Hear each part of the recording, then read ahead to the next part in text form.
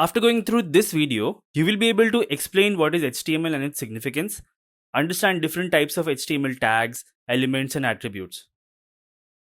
Until now, we have discussed a bit about HTML, whether it is the HTML response we get in the client-server communication or viewing the HTML code of a web page. So, let's put a formal definition to HTML before we dive more into it. HTML stands for Hypertext Markup Language. A markup language is human readable, which means it contains standard words rather than typical programming syntax. HTML is used to create web pages. The text content which we want to display on a web page is all written with the help of HTML. And for styling, that is the look and feel part, which includes the colors, the sizes, the spacings. It is done using CSS, which we will cover in the next module. Let's have a look at this HTML code and understand the various terms associated with it. So anything that you see inside these angle brackets are HTML tags. Here in this code, you can see all these highlighted ones are HTML tags, such as HTML, head, title, body, h1, paragraph, and so on.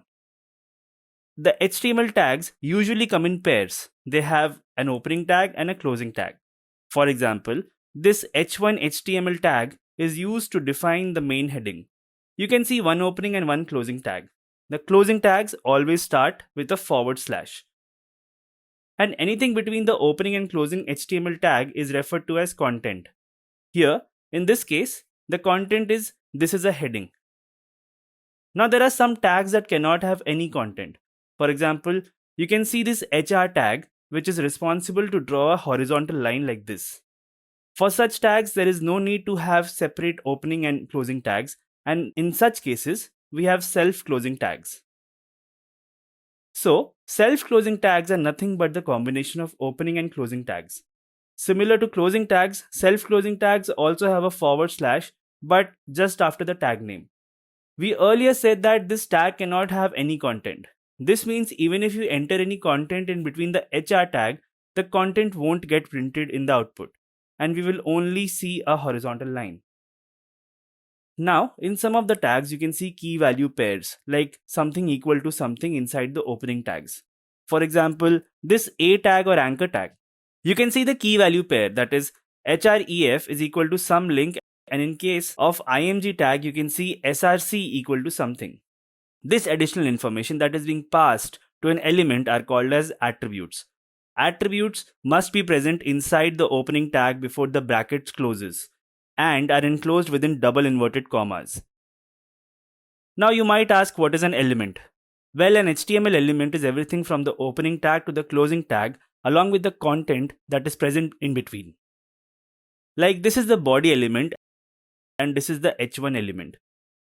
Now if you look at the HTML code, you can see that the HTML elements can be nested. That is, they can be placed inside one another. Let's simplify what we mean by this. Here you can see the body element which is placed inside the HTML element. This means that the body element is the content part of the HTML element. We can also say that the body element is the child to the HTML element.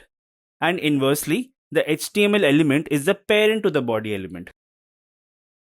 If you carefully notice, you can see we can also place HTML elements one after the other. Like the body element is placed after the head element. Here, the body and head elements have the same parent element, that is the HTML element.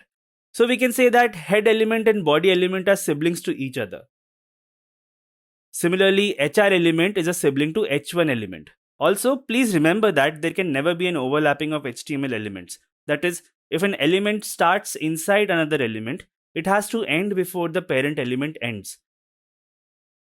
So I hope you have understood the terms HTML tags, elements, and attributes.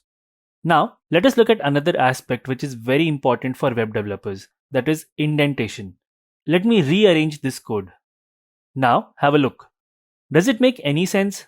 Are you able to understand which element is inside which element or which element is placed after which element? No, right? So here comes indentation to the rescue.